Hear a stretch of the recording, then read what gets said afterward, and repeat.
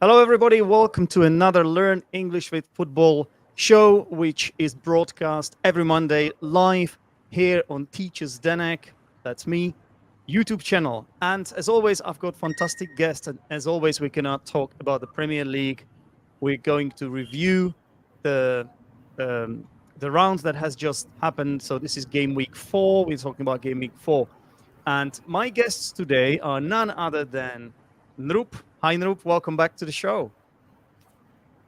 Hi there, Nick. Thank you. It's been a while.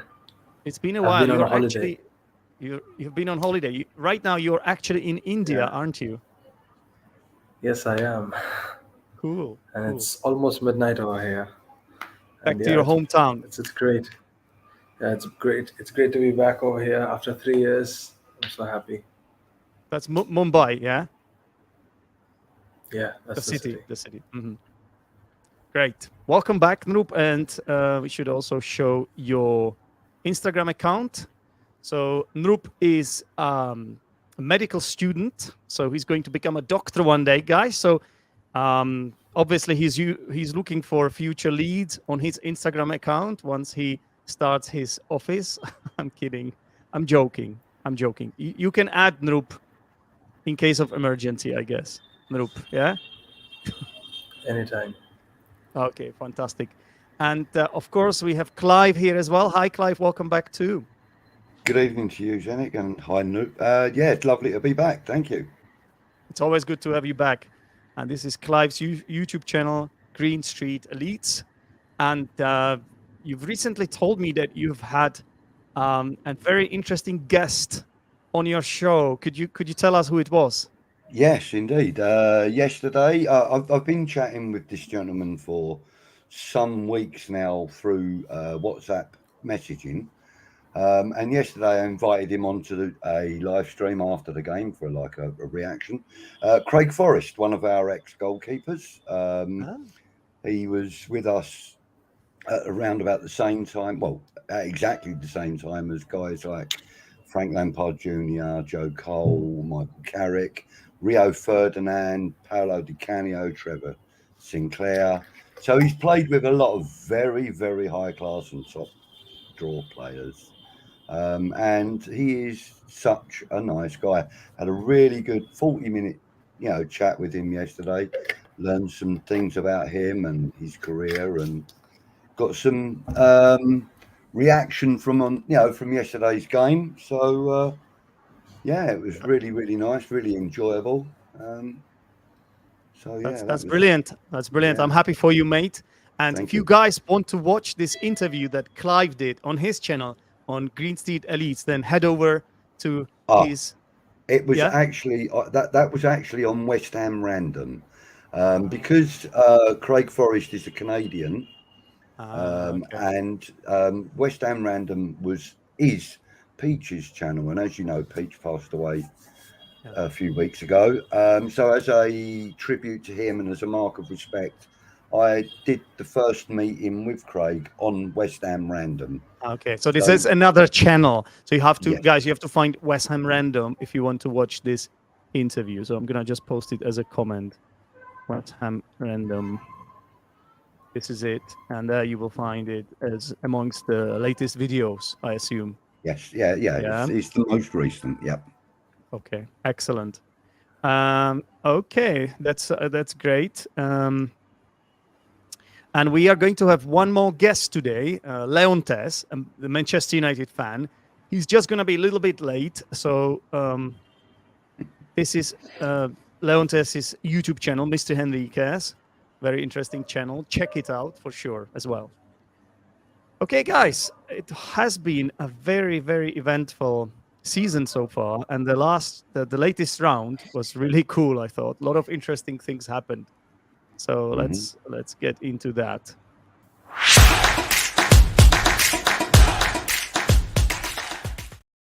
And as always, we're gonna start with the matches of the football fans that we've got here. So we've got Clive, a West Ham fan. We've got Nrup, an Arsenal fan, and then later we will be joined by Leontes, a Manchester United fan. So let's go into the Arsenal match first. So Nrup, Arsenal managed to win 2-1 against Fulham at home.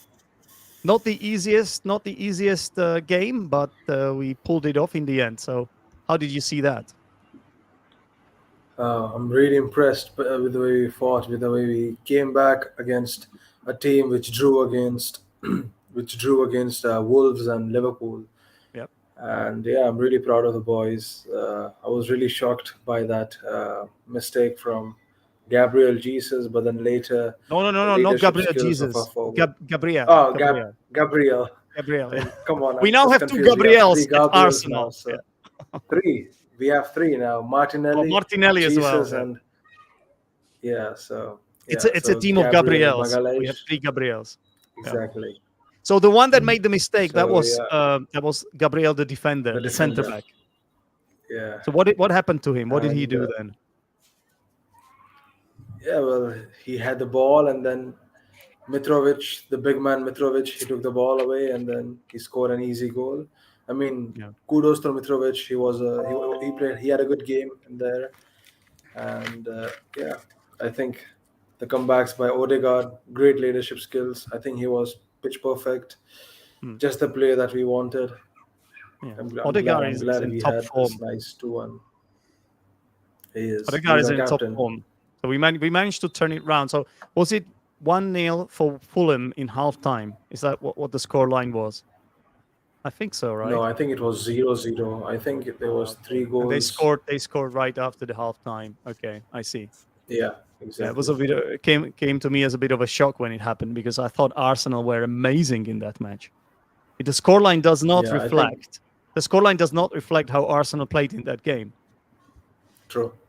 Yeah, I think we had all the possession. We had pretty good passes. We had lots of shots, but then yeah, like I said, our attack wasn't that great. But then thanks to Fulham's defense, I think it was a nice, fair, equal game in my opinion. Yeah. Mm. Did you see the game, Clive? Or not? No, I have only seen some of the highlights as well, because yesterday was quite a blur for me after the West Ham game, I must admit.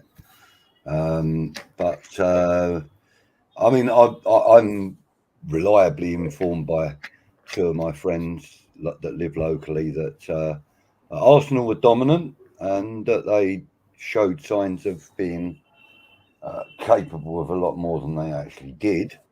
Yeah. But no, I didn't see an awful lot of it. But Jesus doesn't seem to be hitting the ground running like he did in the first week, does he? I don't think that's fair. I think he is putting a real shift at Arsenal, and he attracts a lot of attention. And you would have to see him in those He's games. being actually, outmarked, really. That's the problem, I think. He's being but overly marked. that's one Yeah, of the I problems. think But he was marked well, but I think the problem should be on Saka. I think you should be talking about Saka than Jesus. Jesus, he played well. I think Yeah, I'm he not did put saying he all the played badly. attention I'm on just him, saying and that then he doesn't seem to have the same impact that he had in the first game of the season. He just seems to have he's kind of leveled out, and he's producing a consistent level of performance, whereas in the first week he was exceptional.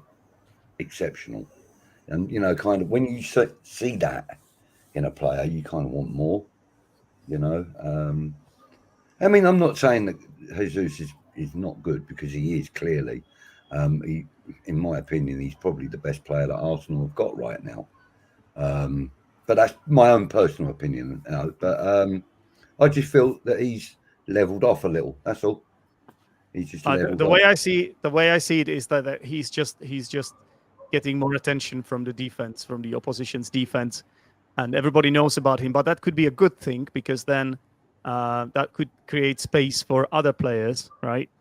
I think personally that he's doing a great job, and he's a real fighter. And it's not only about goals and assists; it's about the impact he has brought into the club. He's a winner. He's a born winner. He came from Manchester City. Yeah. What- I mean, and clearly he has you got- guys watch him a lot closer than Yeah. I do. he's got this. As I said, I've only watched some of the highlights, and so really and truly, I suppose my assessment isn't really fully backed up by, complete knowledge, if you like. It's an assumption more than anything else. Yeah, yeah. And then what do you think?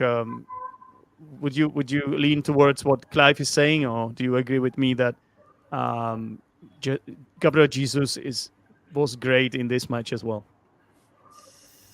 Yeah, I think I agree with you more because I mean it's just the fourth game, and you have to remember he's not a poacher. He's more of a forward, so he can play on the wing if you need. He can play as a proper nine if you need. But yeah, Mm. I mean we play with four as an attack, and yeah, it's a collective game. What an impact he must be having in the dressing room as well. Like it's Yeah, apparently he was accepted by Arteta amongst one of the leaders of the club immediately as well.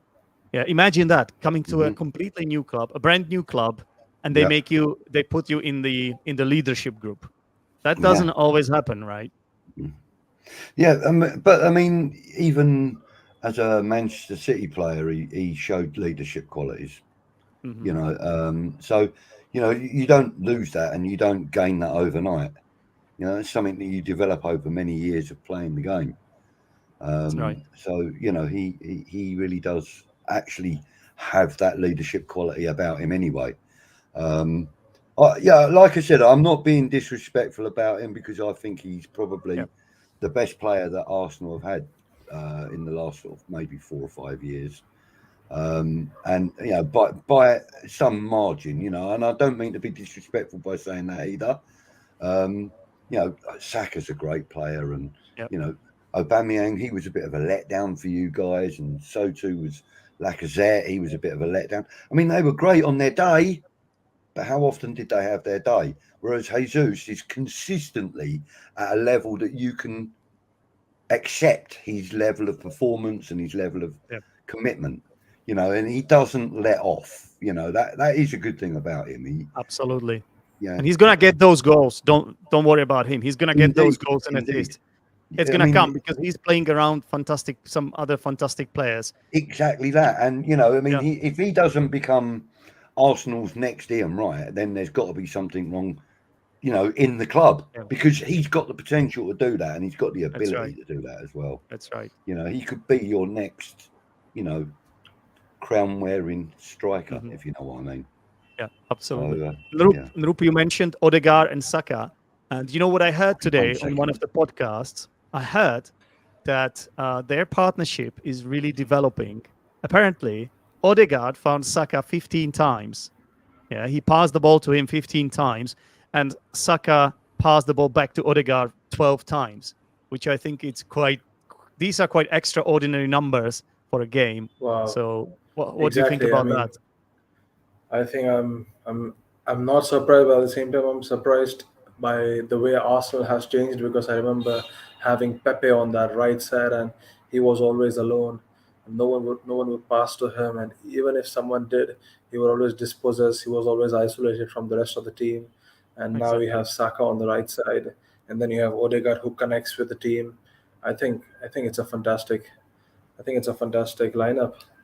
Yeah, Odegaard was the player of the match as well, deservedly so. He scored the equalizer, but not only that, he was, for me, the way I saw him play, it reminded me because before the Arsenal match there was the City game, and it reminded me of the way Kevin De Bruyne plays. He always looks for some incisive passes. He always thinks outside the box, and he's just the right number 10. It's incredible that his brain. I can now see, maybe at first there were some Arsenal fans who were a bit skeptical about him and about their role in the team, but now I can now totally see why everybody saw all that potential in him as a Yeah, playmaker, because he's Mm, he's showing it. I He's agree with showing you. it with the way yeah. he looks for those passes. All you need is then players who connect with you, and then you just pass the ball in that pocket, and whoever it is, Saka, Jesus, Martinelli, there is threat from every single side now at Arsenal. This is what I love about them. Yep, I completely agree with you. I'm in love with the team. And And that's 12. great. Yeah, That's great to hear as well, because it's been a while since you guys have yeah, actually been really satisfied with the Arsenal setup, the squad, and the yeah, players. absolutely. So it's really nice to hear that you have kind of accepted the plan, and that you're happy with the current squad. That's good to hear, because you don't. I haven't heard that for a while from any Arsenal fans. I've got Yeah. to be honest. The thing is, like, some people point out that it was an easy run-in. Yeah, we had like easier opponents, but in the past we would not win these games. We would not have such great runs, like Yeah. 4 wins in a row. And also, it's not about the results only. It's about the manner of the way we played. Hmm. We just dominated the teams, and we showed so much on the pitch. Hmm. And I think the teams that we're gonna play, let's say the big hitters, or the top 6 teams, they should fear us now. Honestly, I think they should, including Manchester City. It won't Well, be an nobody's easy going to be game going against into a us. game. Yeah, nobody's going to be going into a game against Arsenal expecting to win anymore. That's for sure. Well, Um, I mean, like certain teams like Man City and stuff, they're now going to look at you and go, actually, these are a viable threat now. exactly, exactly. And uh, what I wouldn't want to see too much is too much hype around how well Arsenal are doing at the moment, because it would kind of detract from how well you're doing. It would Mm, be more about the hype around how well you're yeah, doing. but If you the, and it would, you know what I mean? It would take the I do, attention I away do. from the exact job that you guys are doing, which is a great, it's been a great opening 4 weeks to the Yeah. season for Arsenal. It's been fantastic, really good, really good. Unfortunately, the hype will always be there, and the expectations, because this is the Arsenal club we are talking about. Yeah, So yeah. fans have always been hungry. So it's always going to happen. And I Yeah. think, Nrup, have you seen the All or Nothing series yet? I haven't, and You have I'm to see waiting it. to. I'm It's waiting to. amazing. It's Yeah, I incredible, man. know. You have to see it. I think, in my humble opinion, after watching this, now I can now see why the relationship between Arteta and the fans and the team, why it has changed so much. I know the the the first 4 wins is a contributing factor to that, but it's not just that. Like, because in that TV show, by the way, which is available on Amazon, you guys can see how Arteta works with the team. It's like, you get all this inside information from the dressing room, and Mhm. it's just like camera It's on the it's wall. actually a part of a series of It is. programs that they've done Yeah. with other teams as well. I mean, Mhm. Tottenham have done it, and I think City. was it City, and I think Mhm. Barca and Real Madrid are in the Okay. process of recording as well at the moment. And that I haven't watched any of them. I have to be honest with you. Um, but then I think with that kind of reality TV type thing, which is that falls right into that category. Yeah. I find reality TV kind of false and not very honest. If I'm being Mhm. honest, I Yeah. think they play up to the cameras. Certain Yeah. things aren't discussed in front of the cameras. Certain things are discussed in front of the cameras that you wouldn't expect, and things like that. So I kind of find there to be a little bit of um, I'm skeptical about those programs, so I won't watch them. You know, Yeah. but I've been told that there's been some really good information and stuff on Yeah. them, but No, absolutely. But you can't. They I can't. don't doubt it. You can't really lie about this much, because we all saw those matches. We all knew those results happened, and when they show the disappointment after losing a match, or after when we didn't make top 4 at the end, it's Mhm. all real. It's all real. Like, they can't Oh lie about that. yeah, So, no, like, the things that happen, red cards, they always show the player when the player goes into the dressing room after um, okay. getting a red card. So that's always interesting, like how they react to that, or how Uh-huh. how they feel like. it's all real. And those of us that have played football, we know that this is not fake. Like, I didn't see it as fake at all. And also they portrayed I don't want to spoil it for anyone, but they portrayed the Aubameyang situation there very well as well. You know, how he was um, taken out of the club by Arteta. So I just highly recommend watching I that mean, look, series. as I said, I haven't seen them, so I can't really fully judge them. I'm kind of judging it upon other reality TV series that I've looked at, and I don't know. I find reality TV to be just unnecessary. Yeah, yeah. I understand your point of view as well, but this is football we are talking about, and just give. What I will say is, Clive, give it a chance. Yeah, it's a good one. I may have a look. I may have a look. All right, all right. So next on our list is the West Ham match, Aston Villa West Ham, and this is the first 3 points for the Hammers, Clive. So you must be really jubilant after that victory. Didn't come easy, did it?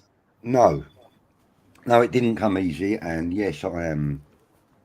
I think relieved is more than jubilant. You know, I think the relief of getting your first points of the season is highly underestimated, actually, amongst us guys, because I mean, I'm just one of tens of thousands of people that watch the team week in and week out. And you know, we've all had our disappointment and sometimes anger at the performance levels and the results. But yesterday we managed to work hard in the second half. I mean, the first half we were shoddy. We were completely out of sorts. So that's the only way I can describe it. We just weren't ready for the game. That's how it appeared. And you know, as I said on another stream, the fact that David Moyes started 3 of our new signings from the start. One of them was our most recent signing, Emerson Palmieri. He started after just a few days of signing. So David Moyes hasn't had this chance to do this bedding in period with him, or has chosen not to do this bedding in period with him. Perhaps because of his his statistics and the games that he's played in the past. Maybe, I don't know, but it was just refreshing that he'd started with a new formation, some new personnel. But what was even more refreshing was that in the half-time break, he had already come to the conclusion that this new formation wasn't working. 1 or 2 of the players that he'd already brought on hadn't been doing what he required, so he changed Emerson Palmieri for Said Benrahma, and I think there was another change as well. And when Benrahma came onto the pitch, completely changed the game. I mean, we talk about game changers often, and you know, there are plenty of them. I mean, we spoke about Jesus. He's a game changer. Odegaard is a game changer. You know, and so too is Said Benrahma. Trust me. The way he came on and completely took charge of the game, it was fantastic to watch. It was really good decision from David Moyes. And we managed to get our first goal and our first 3 points of the season. So, you know, long may that continue. Nrup, are you surprised that West Ham only have 3 points out of the first 4 matches? Not really, because I mean, we have been in such situation. So yeah, it just takes some time, and I mean, congrats to you guys today. You guys signed Paqueta for 60 million, and I think that will be a great addition to the team. And yeah, it just takes time, and you have to remember it's Moyes, so he'll stick to his ideals. It's going to take some time for him to adapt and change, and bring in some different ideas. Yeah. He's a bit conservative, let's be honest, but at the same time, like he just wants to be loyal to his players. Like it's just his his, let's say, Yeah, values he holds yeah, dear, and I respect that. But at the same time, I understand why some West Ham fans have been becoming a bit impatient, to say the least, and there are just very high expectations of the team right now after all those excellent, or not those 2 years of excellent yeah, performances. After yeah, 3 games of not getting a single point, some fans were shouting Moyes out. So um, yeah, it's good that it's good that West Ham managed to get 3 points on the board, and yeah, long it may continue. yes, indeed. The other thing, of course, is that we've been disillusioned with David Moyes over the last 4 transfer windows because he's Mm. been, spending minimal amount of money, buying minimal number of players. Okay, with the exception of Kurt Zuma, he hasn't really pulled any trees up in the transfer market. Mm. Mm. Kurt Zuma was a little bit under the radar. We didn't really know too much about that until it was happening. Until he kicked the cat. Yeah. Um, but I mean, look, as a player, there's no denying his quality. Yeah. There's no denying his performance levels and stuff. And he's been playing with some injury as well just recently. Yeah, maybe a slight knock or a slight strain or something. But he has kind of overcome that now. And yesterday, I mean, for me, yesterday, he put in a performance that was, man of the match level. Yeah. No, absolutely. Absolutely. Hi, Leontes. Good to have you back. Hello, everyone. Hi, Leontes. You made it. Yeah. You made it. Fantastic. So we are talking about West Ham United right now. Have you seen any West Ham United matches, or at least their highlights or anything No, like that? no, but I did see that they aren't doing as well as they did last season. Not yet, but they managed to win now against Aston Villa away from home. Okay. So that was an important victory for them. And as Nrup, who has just left for some reason, pointed out, they have just signed, I would say, a statement signing. They have made a statement signing, a marquee signing. Marquee signing, yes. Yes. I think Narup is having trouble with his internet because he's actually in India at the moment, isn't he? Mm-hmm. So it could be that he's having internet problems. That's why he's dropped out. Yeah, we've just signed Lucas Paqueta from Lyon, and listen, I watched him in 2 legs when we played them in the Europa League last season. Superb, absolutely superb, and I really didn't think we were going to get him. There was a lot of rumours that we were going to get gazumped at the last moment, and that there were other teams interested, and Tottenham being one of those, apparently. So I'm just glad that we've got that over the line. I mean, David Moyes, we've been really upset with him over the last 4 windows because he's done very little. But now in this window here now, he's dangerously close to breaking FFP rules. If we don't sell a couple of players, we're not going to be able to buy the next player that we're after because we're dangerously close to breaking How is FFP that even rules. possible? West Ham is becoming We've the spent biggest over spenders in 150 the league. million now. The biggest spenders in the league. Okay, if I told you this at the beginning of the season, Clive, that you would be one of the biggest spenders in the league, I think you are now in top 3 or something like that. Yeah. Would you have believed me? I would still be laughing today. Because, David Moyes has instilled no confidence in the fan base when it comes to the transfer window. He's given us no confidence because, as I said, he brought in Jesse Lingard on loan instead of signing a striker, and then didn't pursue that avenue when he went back to Manchester United. Why didn't they do that? Why didn't I was surprised to see him going to Forest instead of West Ham. Yeah, David Moyes is he's too kind of honest for his own good in some respects. He often says in press conferences and stuff. Yes, we have made certain approaches for some players, but I won't talk about those players all the time they're under contract to another club. Now, that same thing happened when Jesse Lingard was on loan. He was a loan player, and David Moyes made it perfectly clear while he was with us that he was on loan and that David Moyes expressed a desire to keep him. Once he went back to Manchester United and said to David Moyes, whether it was him or whether it was the press release that he put out or whatever, that he wanted to fight for his place at United, David Moyes then went, fair enough, I won't chase you. Why won't you chase him? He clearly was a hit when he came. Yeah. And he clearly assisted us in getting into Europe. Well, maybe he just wants to hear that that player is really interested.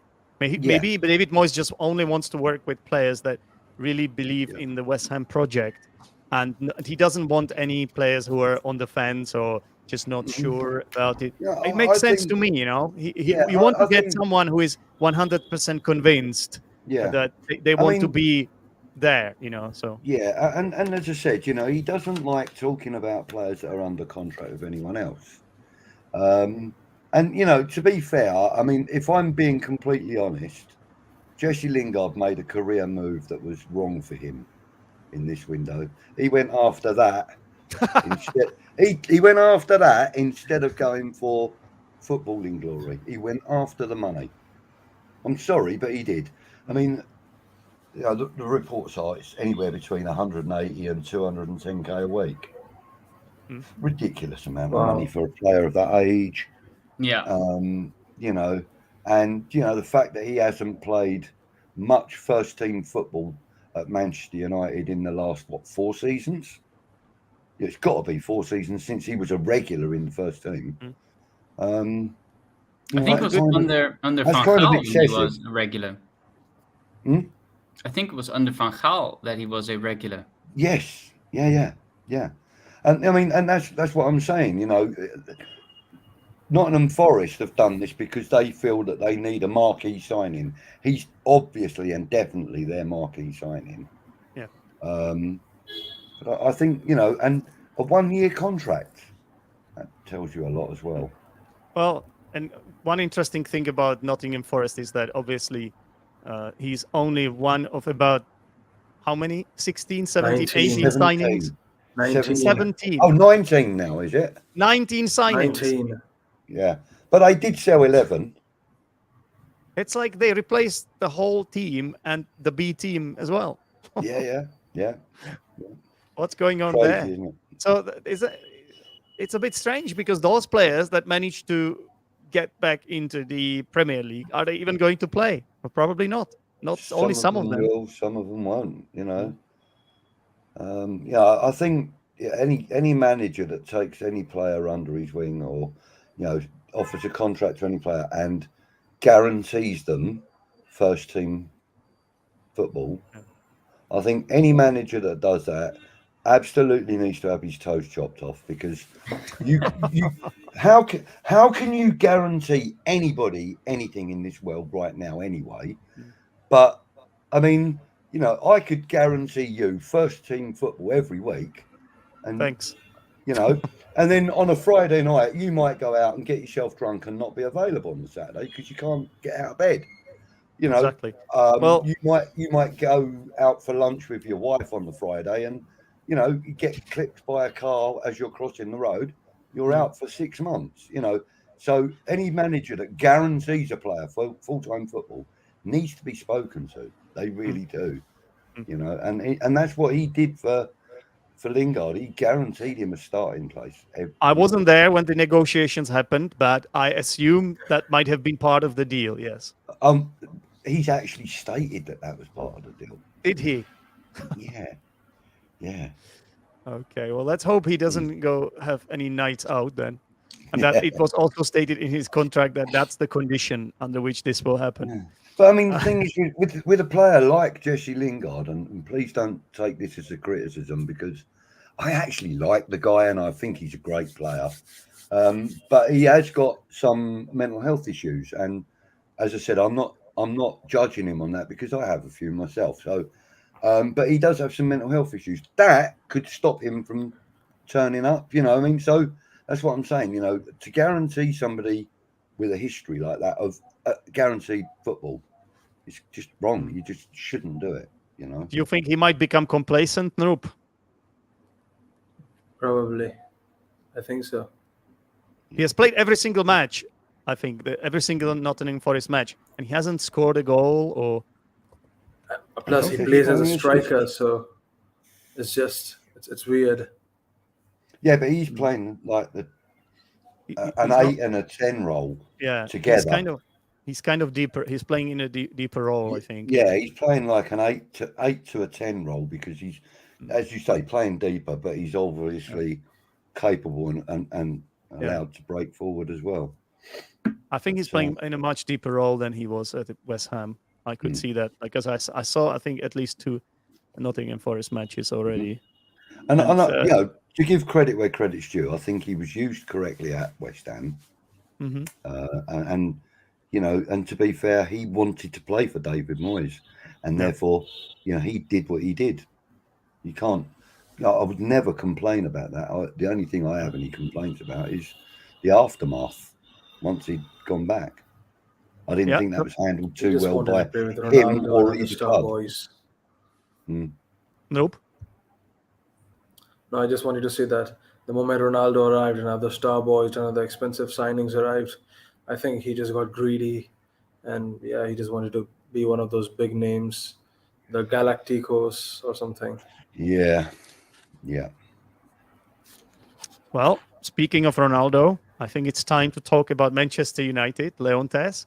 So you have come at the point when Manchester United actually managed to turn it around because they got 0 points from their first 2 matches, and it really looked dire, especially considering that their next match was going to be against Liverpool at home. Historically, a match that they had in which they had been thrashed before. So that looked like a real problem incoming. But in the end, you managed to win that match, and now another win under your belt against who was this? Southampton away. Yeah, you beat Southampton away 1-0. I actually did see that match. So Leontes, how did you see that? How did you see it yourself? I think the Southampton match wasn't as good as we wanted it to be. I think they didn't play as they didn't show the same intensity they showed against Liverpool, but I think they played quite well against Liverpool, to be honest. I think Ten Hag understood the assignment very, very well. Yeah, he knew what he had to do. And I think some people are criticizing Ten Hag for not using Ronaldo. But I think what he's doing now is something that I actually wanted Solskjaer to do as well. You know, pick a team and play that team several times and leave Maguire on the bench. So that's, you know, and you can definitely see the influence that not picking Maguire has on the team, especially at the back. You know, you can see that they're stronger. There are no mistakes. De Gea is playing, you know, the way we want him to play. I think that's an important choice, and I really hope. I mean, it's a bit sad, but I hope he takes away the captaincy, and he makes, I think, Fernandes or Ronaldo even for the rest of the season captain. Have them. You know what? Yeah. You know what, Leontes? Like, I don't feel sorry about Ronaldo, but I kind of feel sorry. I feel sorry for Maguire a little bit after everything he has been through, all the bullying.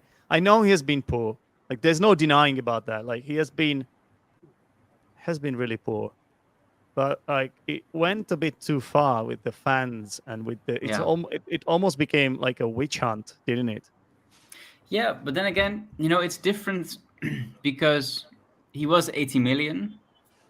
He was, you know, he sometimes, he made mistakes. He made mistakes you don't make at this level. I mean, he's slow, but that's fine. You know, some defenders are slow. That's just how it is. And he did some good things, but then he didn't show the level that he shows when he's playing for England. And I think we saw the same with Jesse Lingard, who didn't turn up when he had to turn up. And I think that's a different reason, but then still, Now the question is, Leontes, the question is this his fault that he cost 80 million? And is this his No. fault he was played every single week despite being in a poor form? Is it his fault that he was always picked? Like No. No, of course shouldn't not. this be the manager doing Yeah. this? What do you think? Yeah.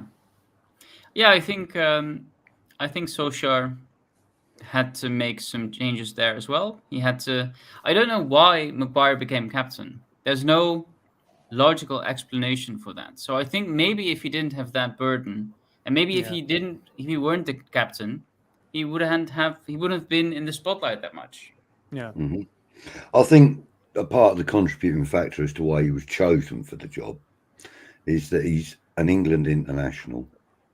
He's probably one of the more senior players in age groups, among the players that would have been considered for that, with the exception of Ronaldo. I mean, there isn't anybody older than Ronaldo, is there? I think he got the job purely and simply because of him being an England international. And he has got some leadership qualities about him. He can holler and scream at the guys around him like the next man can. So I think he was but probably the given the problem job on merit. the problem becomes, Clive, is that once and he knew he was not putting in the right level of performances. The moment you are not doing it yourself, then you lose that credibility, and you can no longer shout at those teammates of yours because how can you shout at someone, or how can you criticize someone when you yourself are not leading by example? You know what I And mean? you're Clive? the one making the mistakes. I think Yeah. that's something that's definitely puts the stamp on his previous season. He made the mistakes. Yeah, He and even made mistakes who in in the their first right two mind games. who in their right mind is going to go to their boss and say, "Look, I'm actually not capable of being the captain. Can you take that off me and just let me play?" Yeah. Which is what he should have done. Yeah. Because all the time he's been left to play and not think about his captaincy, he's been okay or better than okay. Yeah. But since he's been made captain, he's got quite a burden on his shoulders, and I don't think he can cope with it. That's the right word, burden. I wanted to use exactly the same word. It just, And how would it look if he sort of admitted, I can't do this, guys? Wouldn't it sort of make him look weak, Nrup? So I understand why he didn't do it, right? What do you think, Nrup? I think, considering the situation, I think that would make him stronger, rather than just acting as a captain. I think Interesting. that will make him stronger because that's what sportsmanship is about. Yeah, I'm glad it was taken off. And I wanted to ask Leontes, are we expecting any exits from United, considering now we have Anthony and then you have signed Ericsson? So I was wondering, like, what's the situation for Martial and Van de Beek? Well, I don't know what I was surprised that Van de Beek isn't playing as much. I think that's quite Same here. surprising because Van de Beek and Ten Hag worked together when he was at Ajax. So that's weird. So I did expect Van de Beek to play more. I don't know whether Martial is leaving because I know that Martial had a very good preseason.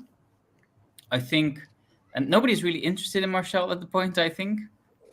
He didn't have a very good spell at Valencia. I want to say Valencia. Did he go? Sevilla. Sevilla, yeah. Sevilla didn't go so well. He was heavily criticized for his time there.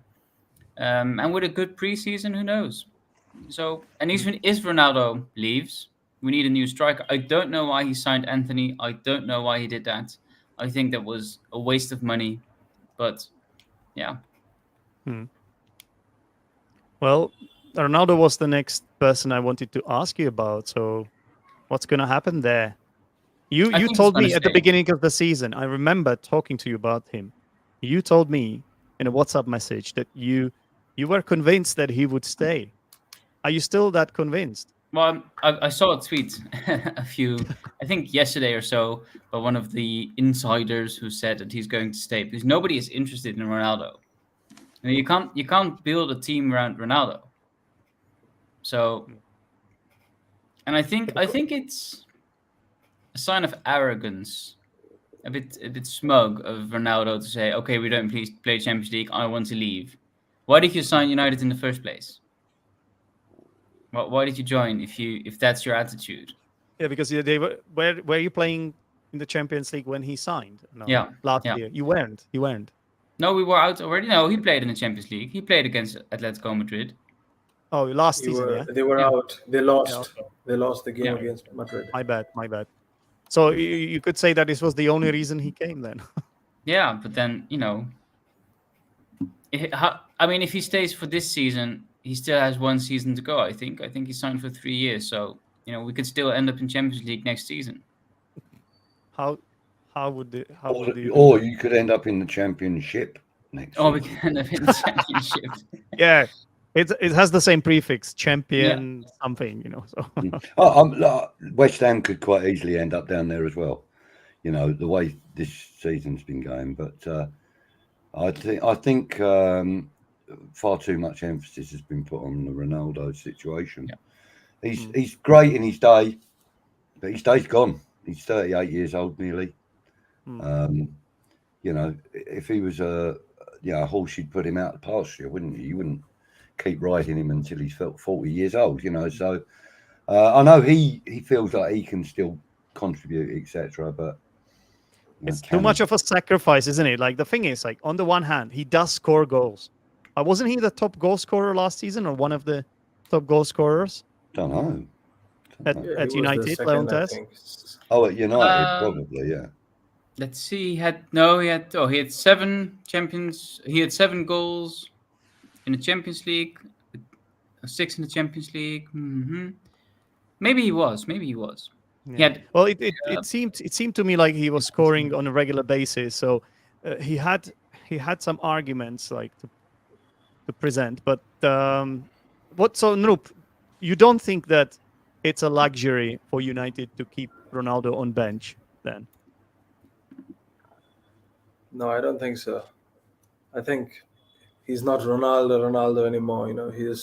He's one of the senior players, like how Rooney was during his last season for United, and just counting his days. On his last legs. Yeah. Yep. Yeah. And I think that's weird. I think he should take the opportunity he has at United to play, some games, maybe some interesting games, maybe against Manchester City. Who knows? Maybe he can play against Manchester City and make us win. Who knows? So, and I do understand Ten Hag as well, because he wants to build his own team. He wants to see what works, what doesn't work. So it makes sense that he doesn't choose Ronaldo all the time. Mm-hmm. Yeah. Well, at least he comes on as sub, and often he comes in half time. So like he keeps getting a lot of minutes, in my opinion. He's just not the first choice striker anymore. Yeah. So what do you think is going through his head, Clive? If you were Ronaldo right now, try to put yourself in his shoes. Yeah. How would you feel? What would be the best move for you? What would you want to do? What if I had my mindset and I was Cristiano Ronaldo? Is that what you're asking? Yes. I would have retired last season. Yeah. No, I would. I mean, the thing Okay. is, I was stupid enough to carry on playing a really low level of football until I was 52. And that was stupid because, like, between the ages of 35 and 52, I had probably had more injuries than the entire Premiership have had. But, the thing is, you need to know, if you're a professional, which I clearly wasn't, but if you're a professional, you should know when your time is up. I mean, that's why I admire, and I know I'm going back to a West Ham player, but that's why I admire Mark Noble so much, because he stated at the beginning of the last season, this will be my last season playing football. I want to retire on my own terms. I want to retire from the game. I don't want the game to retire me. And I think that's a brilliant attitude for any footballer to have, regardless of whether you wear the armband or you're in a goalkeeper's shirt, or even if you're just cleaning the boots for the other players. It doesn't matter. That's the sort of attitude you should have. You should be, I want to be in control of my career, and I don't want my career ended by something beyond my control. And that's why as I said, I admired Mark Noble's decision. Alan Shearer, likewise, he said, "I'm going to retire from the game before it retires me." And I think Cristiano Ronaldo's just a little bit too vain to do that. And I think it's a pity, because imagine him retiring while he's at United. Imagine the respect he would get from everybody, and the ovation he would get from everybody. Of course. He's tarnishing When his own legacy by yeah, behaving like this, basically. Yeah, I agree. Yeah. But then again, he said this thing where he said, "I'm going to say something in a few weeks," and blah blah blah. So who knows what will happen? We only have 3 days, right, before the end of the. I think window, it's on Thursday or something. And also, you've got the other thing that you must consider is that his wife lost a child this year. Yeah. And that has got to be devastating to anybody. And I'm not particularly keen on Cristiano Ronaldo. I mean, as a footballer, absolutely second to none. As a giver to charity and what he does for underprivileged people, absolute top drawer. Take your hat off to him. He's a fantastic guy for that. On the pitch, he's a prima donna, and I find him a bit of a crybaby, and I'm really not keen on that. But for him to have gone through what he and what partner have gone through, losing the child, etc., it can't have been easy for him, and it must have had some kind of effect on the way he's playing, and that may also have be a reason why the team aren't selecting him for the 90 minutes every week, because they're giving him the chance to do what he needs to do and to overcome what he needs to overcome. So but I think this is where he should start thinking about announcing his retirement from the game as a player. I'd love to see him in management or something. He'd probably more likely be a decent agent, if I'm honest. Yeah, I can't see him as a manager myself. But guys, I think we will leave it there for this segment, and let's present our heroes of the week.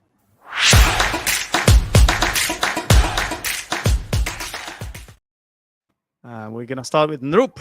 So, who is your hero of the week, Nrup? I'd have to go with Gabriel Magalhaes, our defender, and the way he came back from that mistake. I think that was quite heroic, and he gave us the winner. Yeah, I think he deserves it. Okay, that's fair enough. He bounced back really well, I have to say, and you could see like how the team stuck by him, how they backed him up when it happened, and the crowd. It was a great story, wasn't it? You make a horrible mistake, and then you score the winning goal. It's amazing, right? You redeem yourself like that. Yeah. Okay, Leontes, who's your hero of the week? I'm gonna go with Malacia, the young defender. I think he's done an excellent job. He's played very well against Liverpool, a bit less against Southampton. Playing like that against Liverpool, I think he covered Salah, right? I think that, he did. And that's just excellent. To do that in that way during that game, that's why he's my hero this week as well. Okay. Clive, you go next. Graham Potter. He's done an excellent job with Brighton over the last couple of years or so. And this week he showed that, he's not letting 10 up. points. They have 10 points now. I know. And for me, Graham Potter, hero of the week. Yeah, absolutely. They beat Leeds 1-0 at home. Pascal Gross scoring his third goal of the season. Yeah, they beat us 2-0 the week before. Yeah, they beat Manchester United as well, didn't they? They did indeed, yeah. Difficult matches at the beginning of the season, and they have 10 points out of 12 possible points. They have the same number of points as Manchester City. Crazy, huh? Yeah. Seagulls are really flying. They might have half the goals, but they've got the same number of points. All right. But you have all had very interesting picks. I'm going to be a little bit boring. I'm just going to give the Hero of the Week title to Haaland for scoring his first hat-trick in the Premier League. We didn't have to wait very long time for that, right? Did we? So he now has 5 goals under his belt. The top goal scorer surpassed Rodrigo. 6 Leeds. goals actually. Is it 6? Yeah, he Oh, got no. 2 against us. Oh, no. He's He got 2 unstoppable. against us, one of them being a penalty. Yeah. So, yeah. Yeah, he's unstoppable now. So just the manner in which he scores those goals, like he's a bit of a flat track bully, isn't he? Yeah, he's an old school striker. You know, much in the vein of the old guys like Malcolm McDonald and Peter Osgood and those kinds of players. You know, if you can't win the ball, you bully the bugger off it and you get the ball. That's how you play. That's how an old 80s, 70s style striker would be, and that's exactly what Haaland's like. You know, I've seen him in the flesh, and he is a mountain of a man. Yeah, he is huge. I definitely think I told you, Zanek, that I think Solskjaer should have gotten him at United. Yeah. Instead of Ronaldo. Yeah. He's also very unpredictable whenever he has to give an interview in the post-match interview. I haven't seen or heard any of those yet, actually. Because the reporters, they always fear that he's going to swear or say something controversial or something like that. You never know what he's going to say. So. All right. Yeah. Okay, guys. Villains of the week.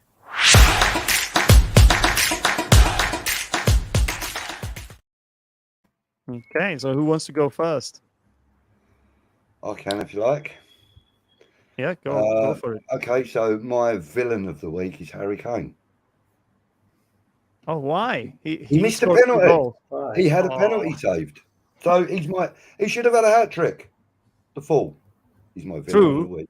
True, but you should give credit to Dean Henderson, the Nottingham Forest keeper, because not only did he save a penalty against Harry Kane, but he saved a penalty against Declan Rice before as well. Yeah, but I think he would have got my villain of the week that week as well. Sorry, Clive, can you repeat that? Sorry, I said he probably would have been my villain of the week last week. Well, when we played them. Yeah, no, he done very well, Henderson, but yeah. Harry Kane just doesn't miss penalties. He is loaned from Manchester United, isn't he, Leontes? Yeah. Yeah, he's putting in a real shift at Nottingham Forest right now. So. I think he even wanted to leave for good because he felt that he's isn't able to compete against David De Gea. Yeah. Well, there was actually a rumour that if we couldn't sign Alphonso Areola, that we were going to go for Henderson. He was one of our backup choices. Clearly, he is a good keeper. Oh, great. Yeah, he is. Yeah, definitely. I think Arsenal have picked up the best keeper last season, Ramsdale. I think he's been absolutely exceptional. Yeah. We also let another great keeper go, Martinez, who was also amazing for us. So interesting moves in the world keeper realm. So Nrup, who's your villain of the week? I think I'll go with Conor Gallagher, if that's the pronunciation. I think I think he got 2 yellow cards in the span of 30 minutes, and that made Chelsea suffer a lot. Yeah, they were they had those desperate 2 goals from Sterling. If not for that, they were struggling. Yeah, I think that's a really big win for Chelsea because they were down to 10 men so early in the first. I think it was in the 30th something minute. 30th something, yeah. Yeah, and that's just too early. And then Leicester are so poor, right? Leicester have been so poor. They are lucky this happened against Leicester, in my opinion. Yeah. But that's like, I think, a great choice, Gallagher. Yeah. Okay. Is it just me or Leontes? Have you? No. I have to say I'm going to go for Scott Parker. I think that was a terrible performance, and he should have done something else. something different. So yeah, I'm gonna put him as villain of the week. Okay, then. And my villain of the week has to be Salah. Mohamed Salah. Max says, one interesting thing didn't happen, though. Salah didn't score. How can you not score?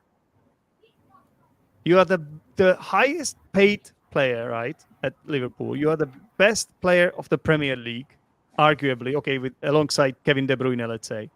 Mhm. And your team wins 9-0. You play 90 minutes, and you don't get a single goal. Your Or team. assist. Let me repeat that. I think Your team wins someone paid 9-0. him. Your team wins 9-0. You don't get a goal or an assist. How is that even possible? Noop, what are you saying?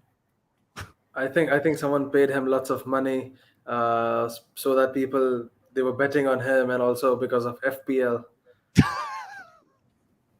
I think you're I probably Pretty right. sure sold him. I sold he's him your before, villain because this you were match. in his. Yeah. Oh, It was really? me. Okay. It was me because I sold him before this match. I've never had him in my team, so Yeah, that's good. I actually sold him because I had to wild card because I've been playing so badly. Let's talk about FPL quickly then.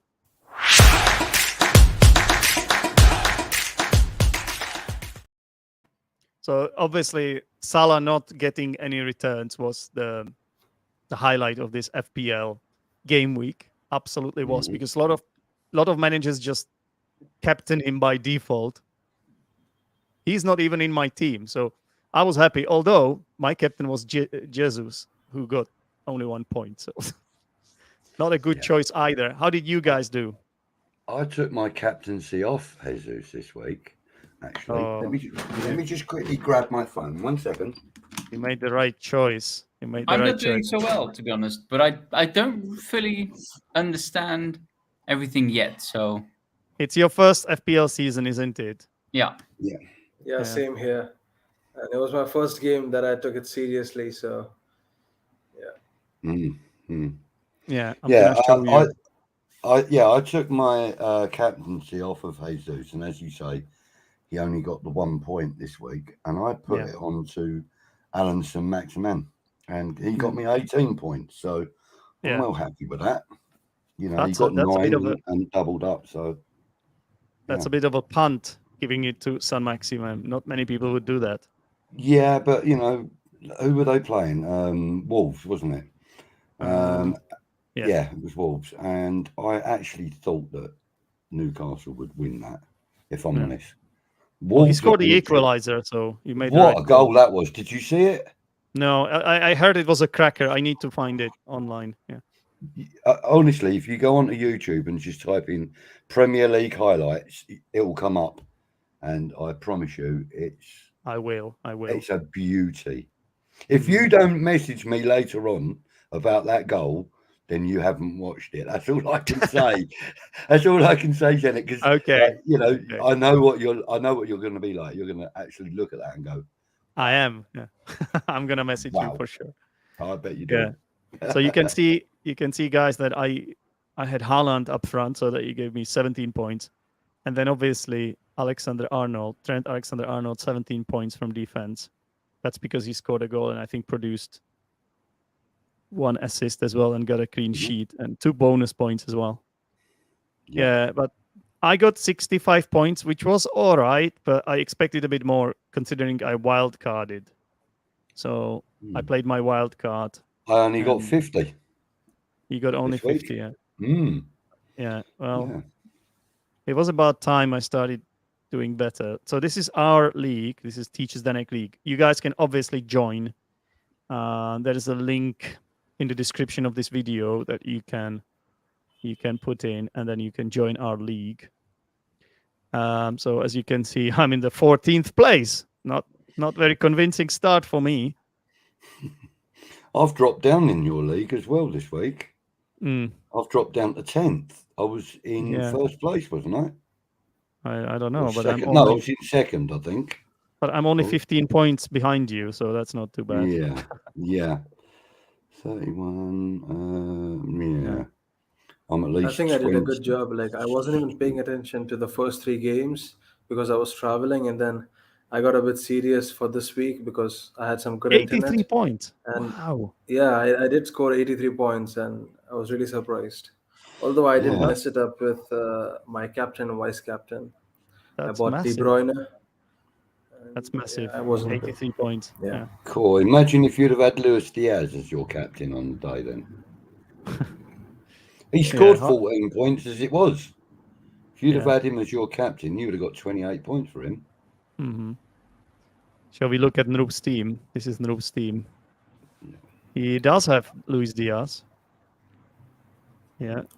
Ruben No, Diaz No, and you've got Luis Diaz both. Yeah. You have all players whose name is Diaz then. Yeah. You Yeah. should I'm also planning to get sell Saka. Yeah. Saka isn't producing points. Odegaard got some nice points this week then. Zuma as well. Yeah. Yeah. Okay, Zuma, so And I'm Zuma planning to would have keep been great on Kulusevski. He has been your quite pitch, good. wouldn't this is Leontes' team. You have Ronaldo as your captain, Leontes. What's going on? Yeah. it? You put in too much trust in him, I guess. Yeah. Wow, you should have had Firmino on instead of him. Wow. Bernardo, that's good. 22 Oh, you points for Firmino. Oh no, you have 22 Firmino on bench. points you missed out on, Leontes. He That's got unlucky. 2 points for 68 minutes, 8 points for a goal, 9 points for an assist. And 3 bonus no, points. he got 3 assists, sorry, and got 9 points for that. He got 2 goals, 8 points for that, and 3 bonus points. Yeah, He it's a big scored 28 points. 22. 22 points, sorry. 22. So imagine you played him. Yeah, He would be in a different region with this. Okay. And Clive's team. Let's take a look quickly at your team, Clive. Yeah. You scored 50 points. Yeah. Yeah, your strikers didn't turn up. No, they didn't. And Zinchenko got injured. I did put Rice on the bench as well. Yeah, Zinchenko got injured.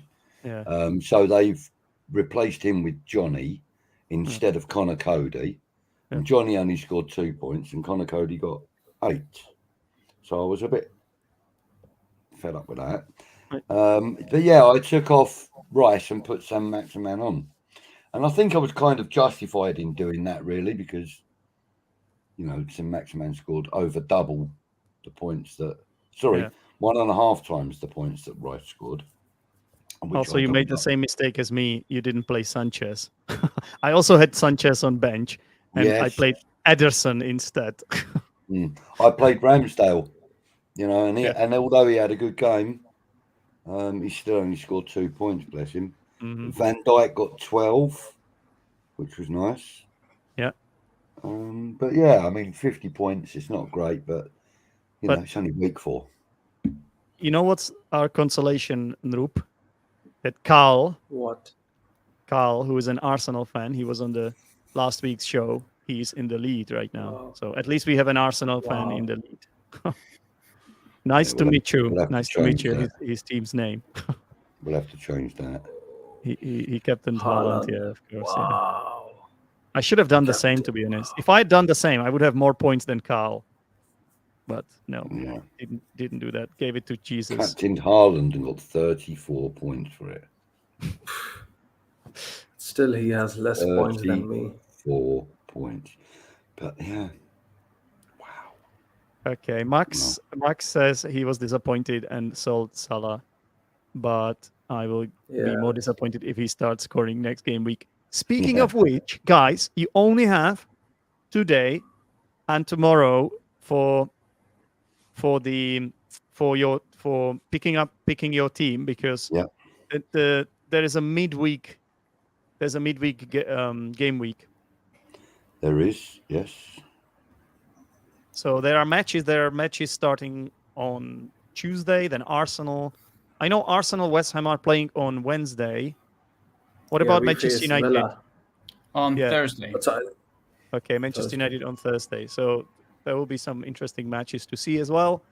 Okay, so I think that's all from us today. I just want to remind everyone that in a few days I will be recording the Language Corner video, which is a new series where I explain vocabulary. You know, last season I would explain the vocabulary as we talk to our guests, but this time I've changed the format and I record separate videos, so you guys can look forward to that. And thank you very much to our guests for your fantastic insight about your teams. It's been a real pleasure to talk to you. Yeah, thank you for the Thanks for invitation. having us. Likewise, mate. Sorry I was late. Well, you will get the fine. It's in the in the club regulations. Don't worry. Yeah. I'll tell you It's in later. the hands of the solicitors now. All right, guys. Take care and thanks everybody for Okay. watching. Give us a like, by the way, if you like this Yes. video. And don't forget to Cheers. subscribe to the Take care, channel. folks. Absolutely. Bye now. Thanks. Take care, guys. Let's go. Bye. Bye bye.